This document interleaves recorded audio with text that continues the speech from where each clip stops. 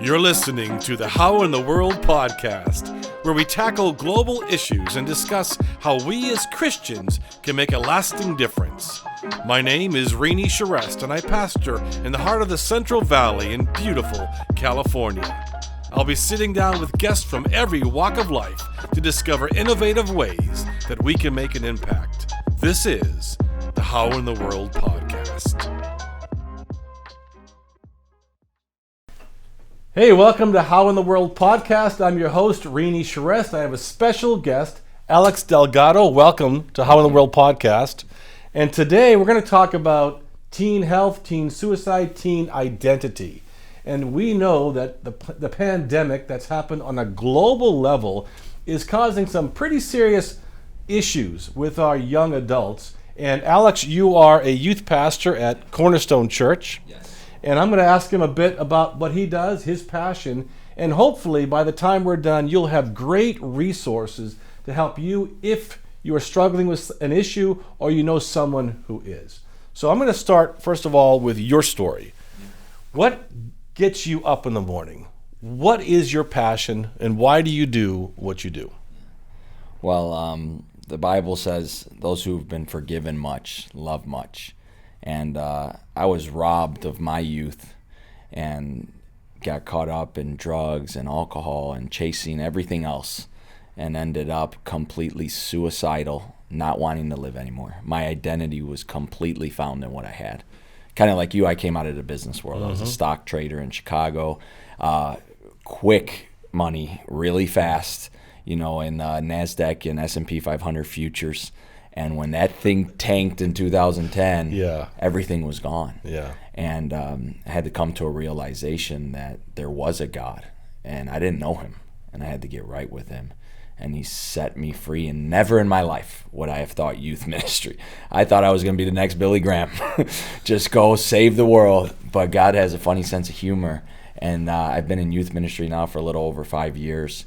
And it gets me up in the morning knowing that I can restore the years the locusts have eaten in the next generation's life, because I was robbed of mine.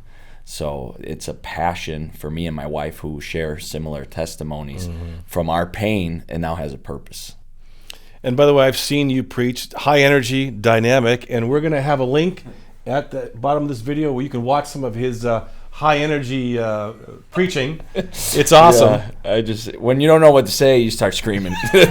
I'm Cuban, so that works well for me. It's kind of like the I Love Lucy show. That's the default, right? Yeah. That's good. That's good. Yeah. Well, now of course you obviously feel called to invest in our young adults, and I call them. I know there's the next gen. I know there's Gen X. There's all these words, but I call them the now generation, because I see them being used now, and we are empowering our young adults now. Yeah. But the problems they face are now. And I just wanted to, I looked up some surveys, because these are things I know you're dealing with, but UNICEF just finished a survey, and this is global, across the globe. And it says that the results of this COVID pandemic and all the safety measures we've taken have caused the young adults 12 to 18 to have high increase in anxiety, depression, fatigue, and a general pessimism about their future. And then in the United States, they did this medical study with hospitals. And in the bigger cities, and Fresno's a pretty big city, but in the bigger cities where they have the really aggressive lockdowns, some of the hospitals reported a 250% increase in attempted suicides with young adults.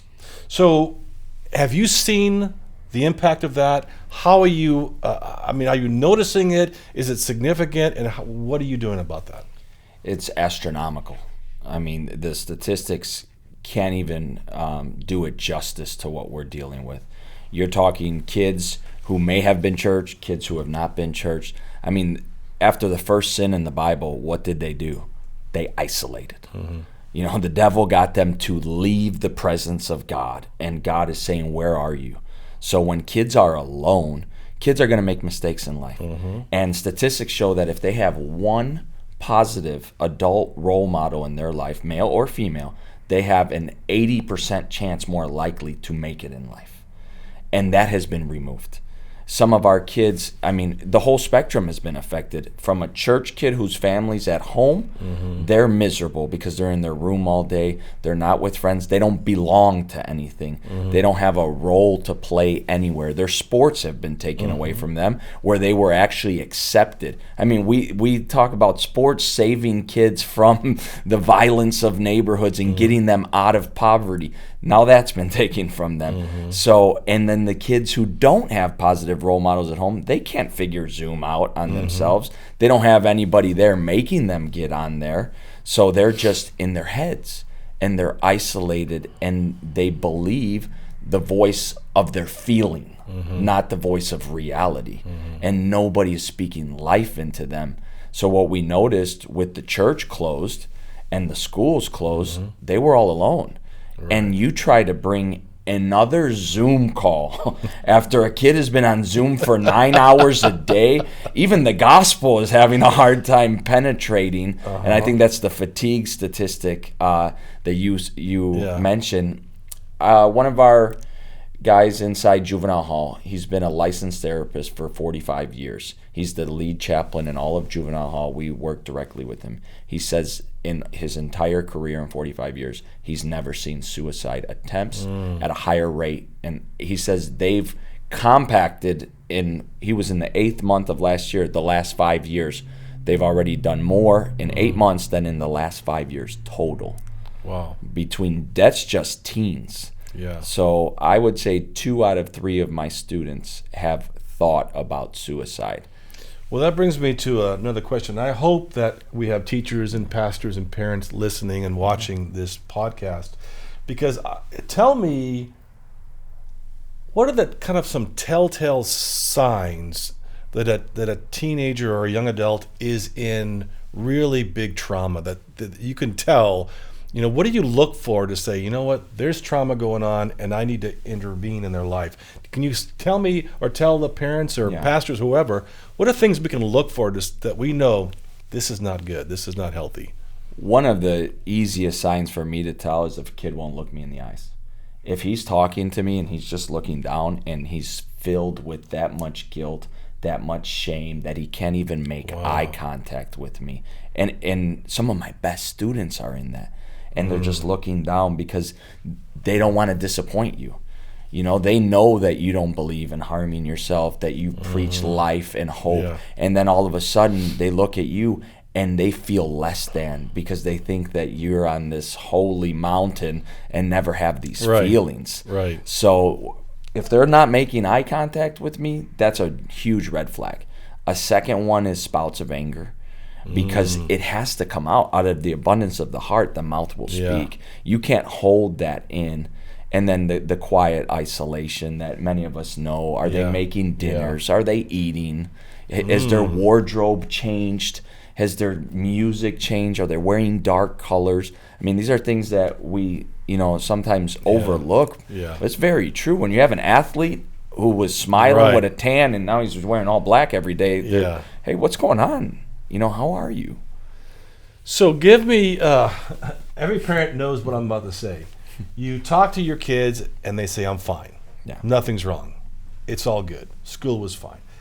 So when they give you those blanket answers, parents sometimes think that the kid doesn't want to be helped. But how do you get past those blanket statements knowing that in their heart they really do want to be encouraged? That's a great question. And we have to come to the realization that we can't connect with everyone, but we can surely find someone who can connect with them. So connection and time spent, you're going to have to find what interests that student.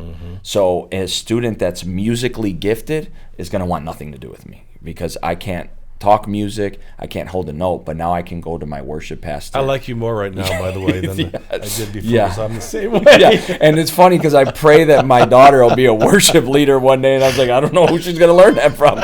So I got to find someone to invest in her. So I think building a bridge of communication in their interests first. So there has to be a foundation that I am investing in what you like before I'm asking you anything or for you to reveal any type of information. I just want to invest in you and build with you. And sometimes that means for some students, they're so traumatized from abandonment issues that you just got to show up 5 or 6 times and they may not say nothing.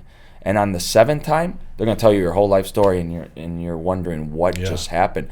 They needed to know that you would just show up and be consistent. So I would just assume that you get calls from parents that can't reach their kids, and they call you in desperation, or your wife or whatever, and they say, "Help!" They won't talk to me, and they really put the weight on your shoulder as a youth pastor to intervene. Has that happened quite a bit? And yeah, unfortunately, it happens more often than not. But that's what we're here for. And we're here we can't do this alone. I mean, everybody has a part. Some parents help reach other kids. Right. And there's, usually they're not going to open up to somebody at home first. Yes. Unfortunately, parents can say it all day long. I have a 14-year-old son. There's other people speaking into his life and that I trust. And say, you know what, I want him to be able to tell you something that he wouldn't tell me if that is going to help him be a better person, and let somebody else pour into his life in the hopes that he will share everything with me. Yeah. Well, I want to go on that statement you made, how some of the stuff they love has been taken away, sports and things like this. And I love this quote. It says this: "Successful people don't fear failure, but understand that it's necessary to learn and grow from." As an adult, you get that. Yeah. But as a young adult, when they feel failure or they fail at something or something's taken away, to them the entire universe has collapsed. Yeah. Their universe, they don't have 2 decades of going through failure to success. They just know everything failed. So what do you do when, how do you help young adults process failure? Yeah. I assume you've had failures in your life. You started with some of the failures that led you to Christ, to follow Christ. But how do you help them process the inevitable failures that we all have? Yeah, that's a great question. The main reason that we have a platform right now is because of all the pain we went through. You can't have a testimony without a test, a message without all the one-liner church things. But one thing that we promote is that when you're in your pain, you're actually being set up for a promotion in the kingdom. So we really promote that in this failure, God's going to restore and then use you to help someone else. So really we're giving hope that this has a purpose, that it's not just a failure without an outcome, that if we can walk through this, for instance, if you have to sit a leader down because something they did, well, in our job, the kingdom is always about restoration. It's never about condemnation and pointing out their faults. How do we walk through this to where this pain has a purpose? So that would be the main promotion, is that we're going to walk through this and we're not going to stay here, but you're going to eventually help someone, and then finding ways that they have an outlet to help people as they're walking through their failure. One of the benefits of doing a podcast and not doing this on Sunday morning with a mixed crowd is we can be a little more direct. Yeah. And tell me, what are the main areas where the young adults, the now generation, where do they feel like they fail more often than not? Pornography is running rampant right now. They're at home all day with phones. Their friends are texting them things. They're filled with so much. Those who are in church are filled with so much guilt, with so much shame, because they know they shouldn't be doing it. But this is a demon that you cannot break on your own. It's accessible to you at all times. It's easier to get than drugs, and it becomes a drug-like feeling. So in drugs, nobody wants to feel suicidal, and that's just a deeper hole. Depression, anxiety. I mean, they are all filled with anxiety, and they're at home all day because they don't have anything to get out of their head. Right. So when you're home, even if you're in a computer, you're thinking, you're distracted, you're on this phone. So those healthy endorphins of sports have been taken away, and just being around people has been taken away. So I think their people skills are failing dramatically as well. Which is amazing because we have set up this perfect storm to hurt those younger adults, because they say that the fastest way to get a teenager in a better mood is to help them get more sleep. But the blue screens of phones and iPads and computers and TV and binge watching tricks your brain into thinking it needs to stay awake. And if a teenager doesn't get at least 7 hours of sleep a night, it causes serious health issues for them and mental issues for them. Yeah. So they're stuck at home. We told them forever, don't spend so much time on social media. Now it's like sit down and be on Zoom all day long, and then binge watch TV shows at night, and then talk to your friends on a screen. So that's the number one way to improve their overall health and attitude is sleep. Yeah. Which the social media devices take away. Unbelievable. So I don't have an answer for that, but do you recall the church was pretty big on this for a while, of trying to get kids off social media. Now overnight it's like, no, you got to be on social media. Yeah. It's the only way to communicate. Yeah, and then you got to come to church on Zoom. Right. Or watch a 2-hour church program. Yeah. Yeah. So how about, what do you consider healthy socialization? What do teenagers do, young adults do, and how do you do it, where they're gathering in a way that you feel like it's healthy for their soul? Yeah. What is healthy? What is not healthy? Yeah. Well, everybody has to follow whatever convictions they have, if you wear a mask, if you don't wear a mask, but providing an opportunity for them to gather. They have to gather. It doesn't have to be a lot of them. You can do it as small as 5, but they have to gather. They have to be in community with one another, and they need a safe place. They need to know that they can go somewhere in this world, which is never going to be school, where they're not judged. Somewhere that when the worship comes on or when a leader walks in the room, it doesn't matter what they're wearing, what part of the neighborhood they come from, what kind of background they have, where they can just have a white space to dream. And that they can have someone who actually believes in their future. So I'm big on hope, community, and then they need someone that's going to correct them along the way, that's going to say, hey, there's a better way than that. So really love, I think, is the main thing. Do they have somewhere where they can be themselves, they trust the individuals, and they're being loved? And it's always good to feed any teenager. Well, then that was my next question. Little Caesars is gospel in youth ministry. That they love food. Food buys currency. Amen. Yeah. And my question was, how do you make them feel safe? And that was exactly, you make them feel loved. And heard. Yeah. Now, the other big one, and I know our youth group, we've talked about it in our young adults, is they're being told by the adults, by the quote-unquote academic intellectuals, to question even their gender identity. And so now we have a whole generation that questions even, am I a boy? Am I a girl? What am I?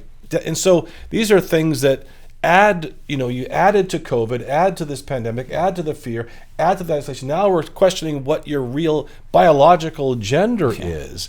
And so I'm sure you've dealt with this. And I know parents are dealing with this, having a child say, I don't know if I'm gay or not.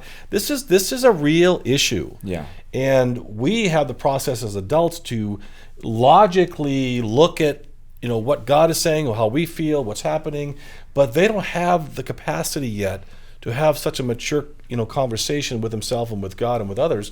So how do you handle a younger generation with the supposed knowledgeable adults, giving them information, making them question their very identity and their gender? Yeah. I think as the church, we really have to stop playing whack-a-mole. So a kid will rise up with a question, you just whack them down. They won't even know what whack-a-mole is, but us parents know that game when we used to go places that had germs everywhere. But I think we need to give them a place where it's okay to ask that question. Yeah. Okay, that's great that you're even thinking in that way. Let me show you who God says you are. Because at the end of the day, the only one who can label you is the one who created you. So really having patience.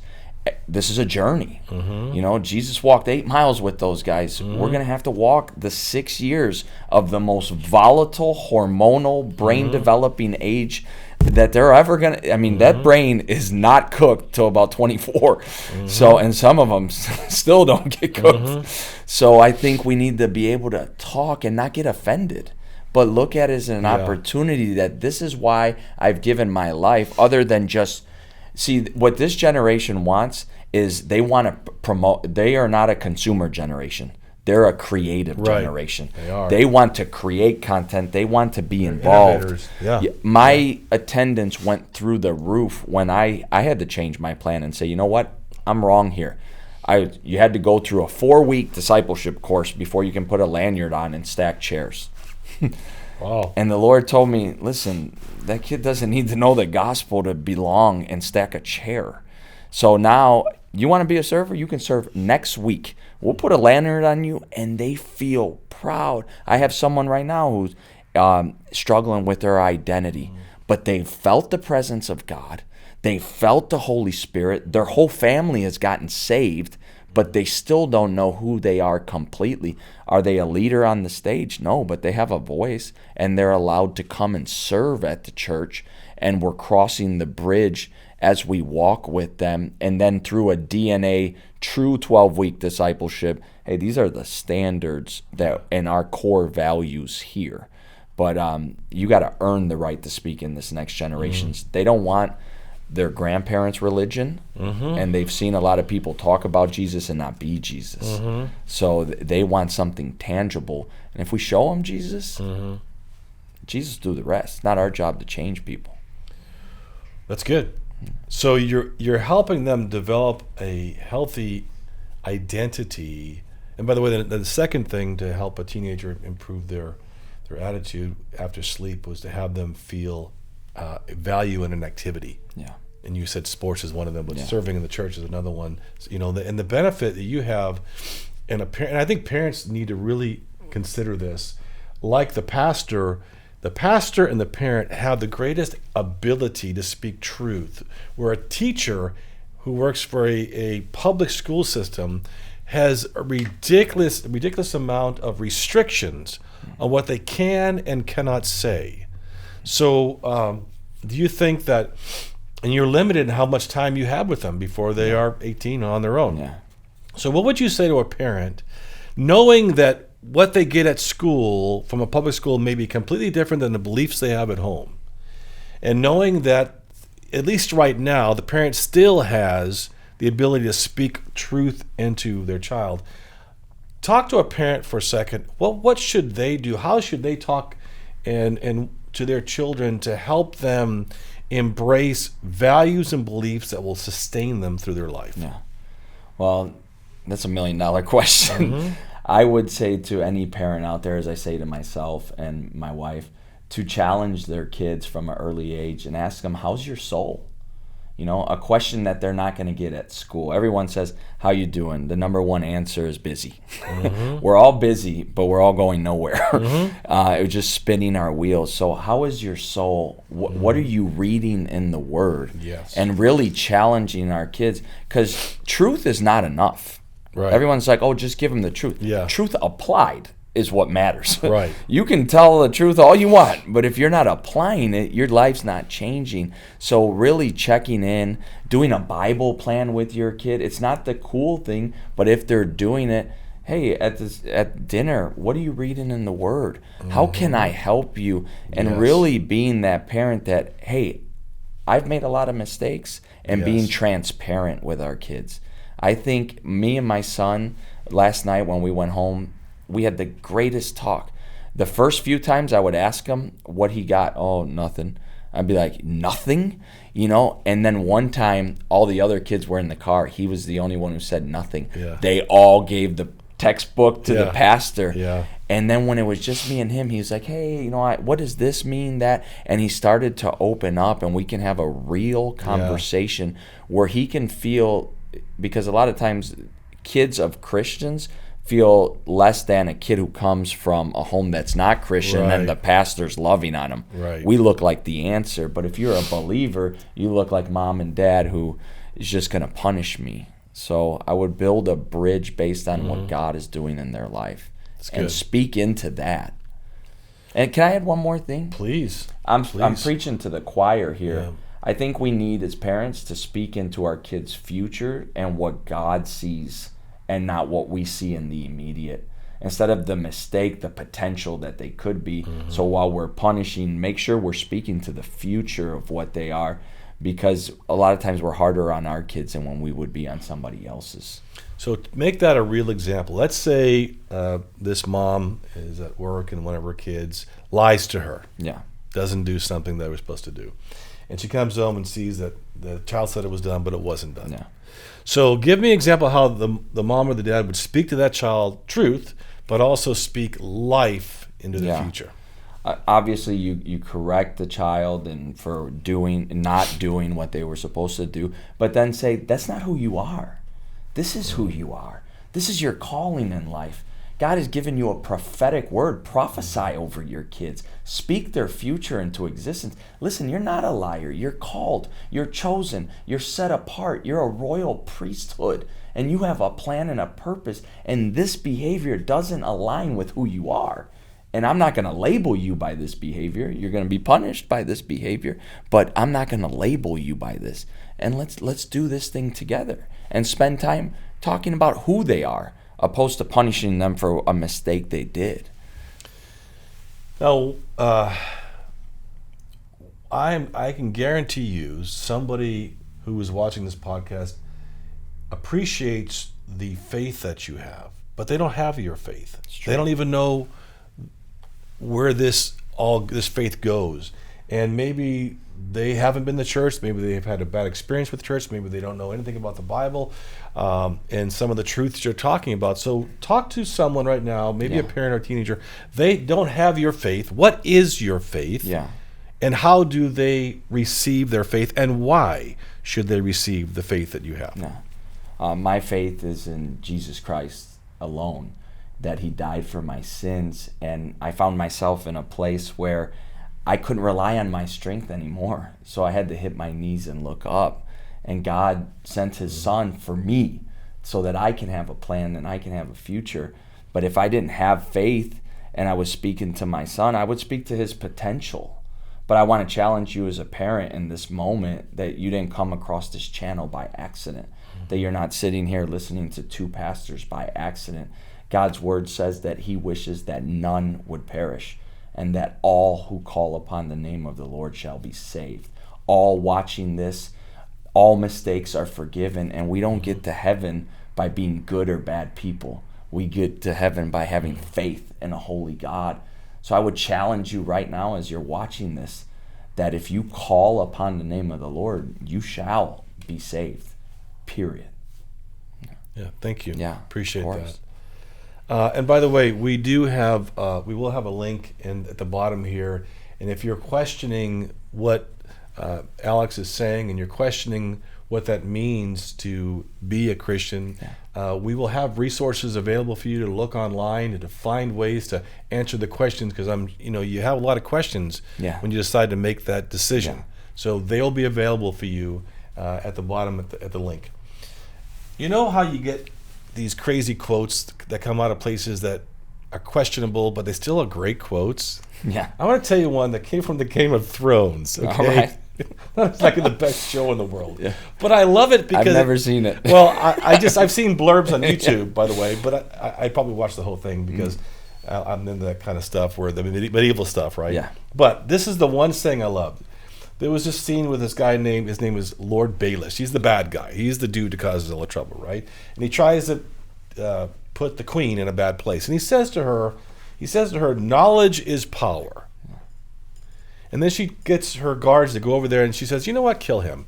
And then they go to kill him and she goes, no, stop.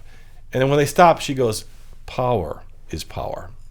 And I thought, our kids see people who say they have knowledge, who are quote unquote following the science, telling them different things month after month after month after month about where we came from, what's real, what's not, what to believe, what not.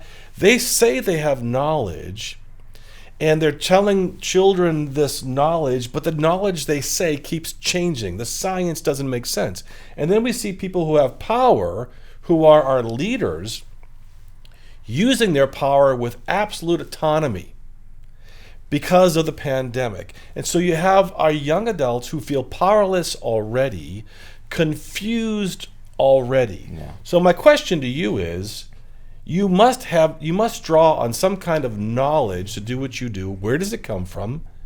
And you must draw on some kind of power to do what you do. Where does that come from? Where do you, Alex, find your knowledge for the truths you talk about, and where do you find your power to believe you can make a difference with our young adults? Yeah. For me, I mean, all of the knowledge and the power that I walk in and authority is found in the Bible.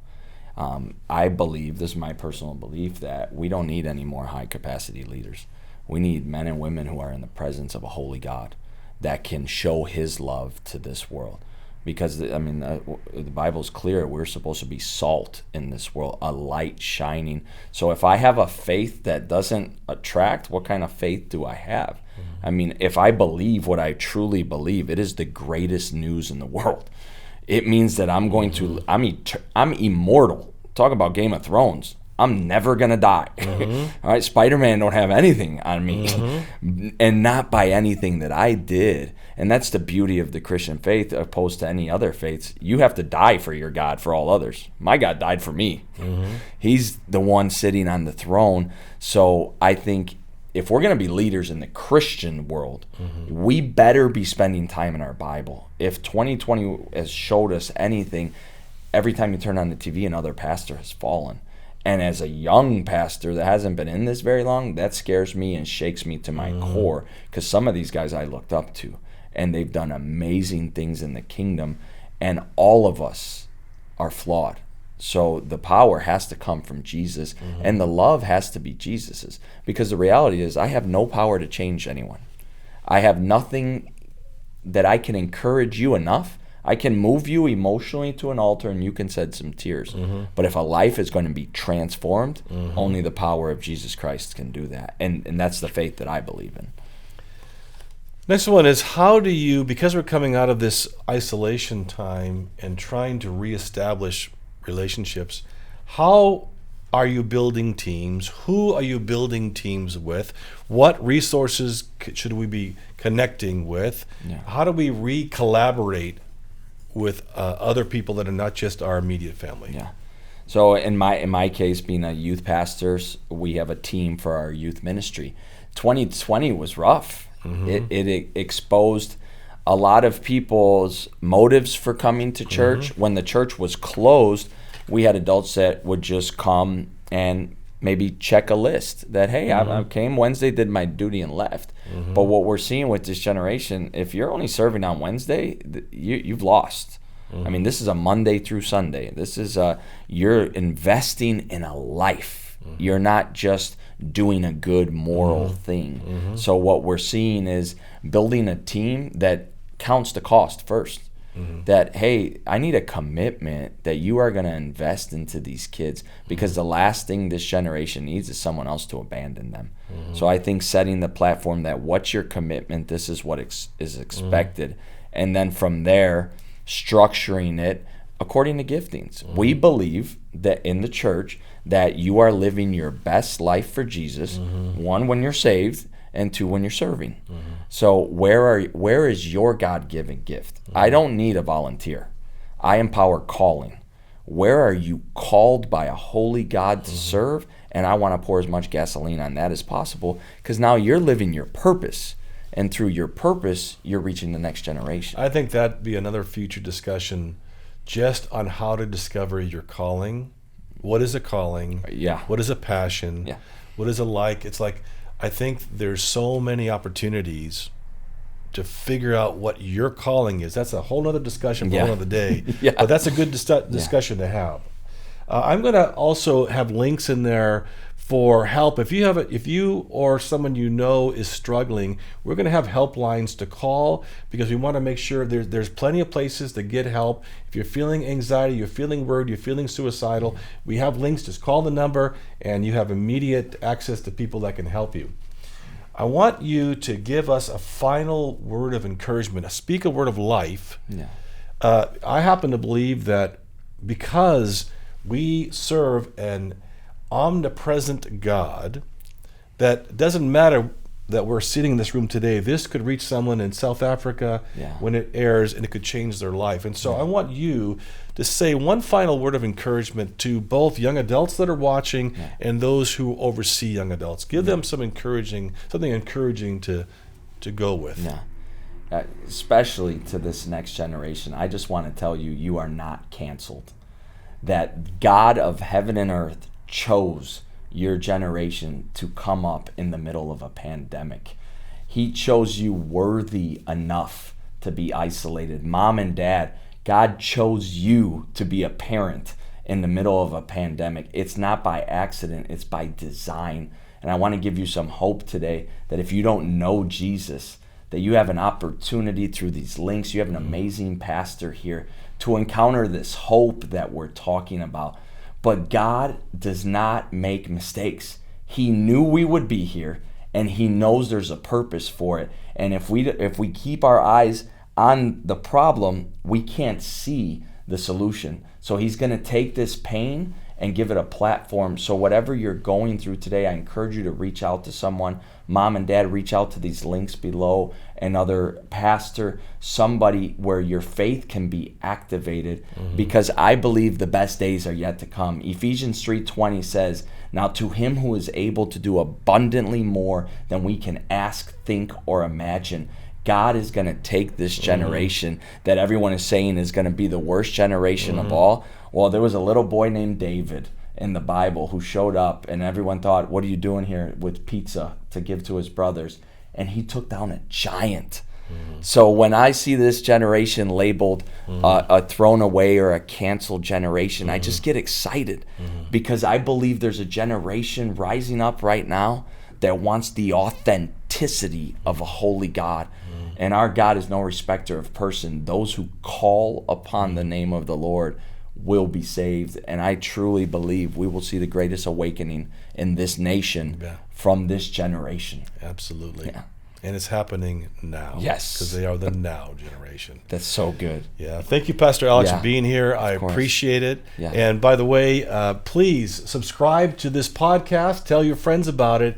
And there's no subject we will refuse to talk about on How in the World podcast. So there's an email down below. Send the email, Pastor Rini, this is who I want you to interview, or this is the subject I'd like to hear about, or this is the area that we'd like to have information on, because How in the World is designed to have an international feel to it. You may know something about something happening in another country that we definitely need to talk about. So nothing's off the table. This is a safe place to have conversations. So send me your emails, say hi, and by the way, thank you for watching.